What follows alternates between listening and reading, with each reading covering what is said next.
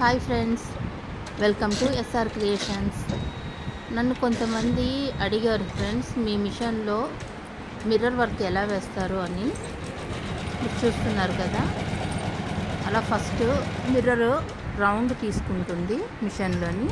ఇప్పుడు చూస్తున్నారు కదా, అలాగా దాని సైజుకి కరెక్ట్గా ఉండే షీట్స్ అమ్ముతారు, మిర్రర్ షీట్స్.